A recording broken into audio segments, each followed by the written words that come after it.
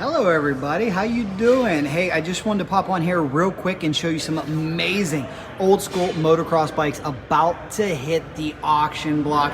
Why are they about to hit the auction block? Well, we're here in Anamosa, Iowa. This is the collection of the late John Parham of J&P Cycles fame. Unfortunately, John passed away in 2017 and his lovely wife has kept this place going for the last 6 years, and she said, it's time to retire. And there are too many motorcycles here, so Meekum has been brought in. And real quick, Off-Road Racing Insider, I wanted to show you some legendary motocross machines, some legendary dirt bikes. So give this a share. If you ever had one of these, if you've ever ridden one of these, if you know anything about these, let me know down below in the comments.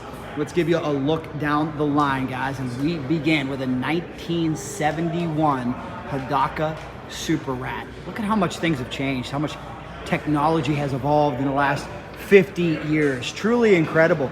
Here we have a 1975 CZ 250 Falta replica. Some of these bikes I'm really not even familiar with. You guys know better than me, and that's what we love. We love motocross on this outlet. We love motorcycles on this outlet, and I appreciate everybody keeping this growing. You got to hit subscribe because we got a lot of cool stuff coming. We're going to try to get to 10,000 subscribers here. We are almost there.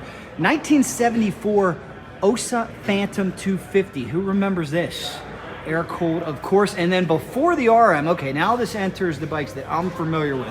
Before the RM, there was the 1974 Suzuki TM400 motocrosser. These things were wickedly fast, bad to the bone, and they were awesome. Hello, somebody joins us. Let me know in the comments who is watching us here on Off-Road Racing Insider. I do appreciate it.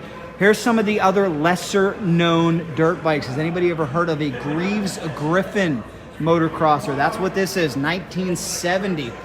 And it said, wow, most British racing motorcycle manufacturers stayed with four-stroke singles into the 1970s.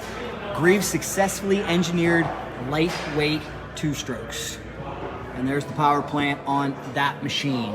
Over here we have a Rickman, another British machine.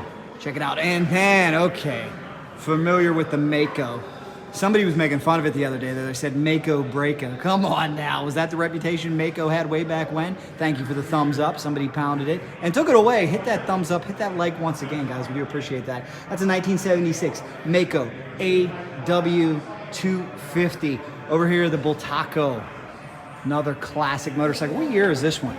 This is a 1968 Bultaco 250. Husqvarna over here, 1973 Husqvarna. This is a Desert Master, so shout out to all my best in the desert racers. I know you guys would absolutely love this machine. And I understand Brian Folks, his dad, the late great Casey Folks, has quite a collection of restored Husqvarna that we need to see. Here's another Husqvarna. This is a 360 Cross. This motorcycle, 1971 360 Cross, a Rokon automatic, 1974. Pretty cool. Penton trowels, never heard of that motorcycle. Another Penton as well, and this is a Penton 6-day.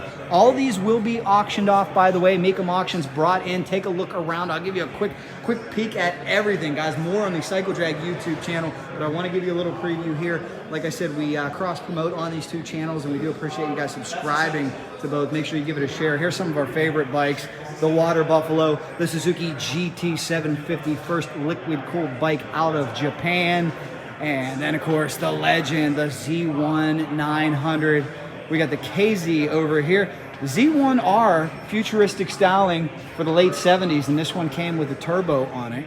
One of the cool bikes, Kawasaki ZX9 over here as well. The Honda selection, there's a very important bike in motorcycling history, Honda CB750. All right, off-road racers.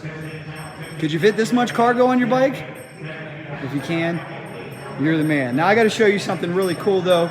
We're going to look at this Honda old school dirt bike over here. This is the Trail 70. How many of you grew up on these? I know I did. Love them. My buddy had one. We would take turns riding it after school. Shout out to my best friend. That's how we learned to ride. That's how we learned to crash. Now here's something interesting I got to show you behind me. This Shell station. What do you think this sold for? Because it just sold moments ago. I'm going to give you a look at it.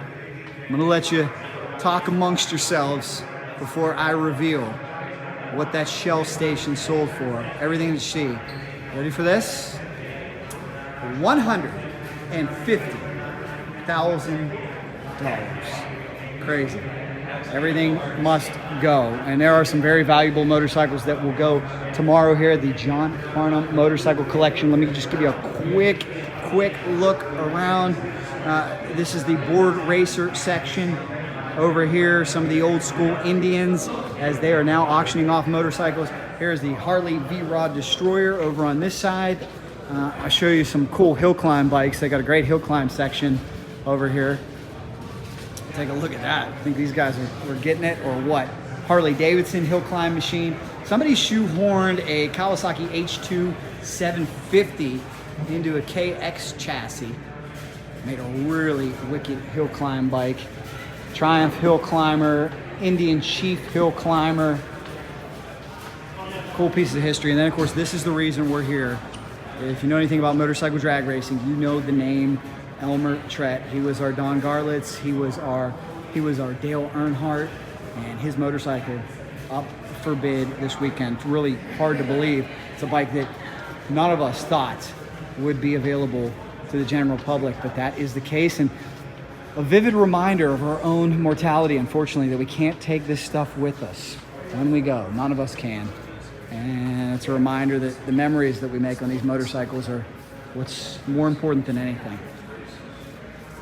And I do not blame Mrs. Parham at all for selling everything. Some people are wondering, why is she selling everything? Well, guys, you got to retire at some point, right? Can you imagine maintaining all this, keeping this museum open? It's a lot for them. They've been in business for a long time. They've done a lot of great things. They're very successful with J&P Cycles, one of the biggest motorcycle accessory companies in the world. Here's the Jesse James El Diablo chopper. Get to the chopper. Love it. We'll see what that goes for. Great tribute over here to Indian Larry. You guys may remember him. Here's a replica from the movie Easy Rider. This is a Captain America replica. And then this motorcycle, this is the actual motorcycle used in Wild Angels, ridden by Peter Fonda. So that one should command a pretty penny. Before we wrap this up, I want to show you an oddity. Over on the other side is this 17-foot long motorcycle that is absolutely nuts, crazy, out of this world. They call it the Road Dog. And then, like I said, guys, do please make sure you subscribe. I want to get this thing to 10,000 subscribers. Here's the Road Dog, 17 feet long, street legal. Can you believe it? I want to see it cruising down the road Daytona Bike Week. So thank you guys so much for watching. More coming. Keep this growing. You never know what you're going to see on this channel. We're going to see a lot of cool stuff. So if you like that video, here's another one for you. Subscribe right in the middle. And you know, if there's anything cool, motorcycles, trucks, desert racing, anything, Off-Road Racing Insider is in. Thanks so much for watching and subscribing, guys. Let me know where you're watching from down below in the comments.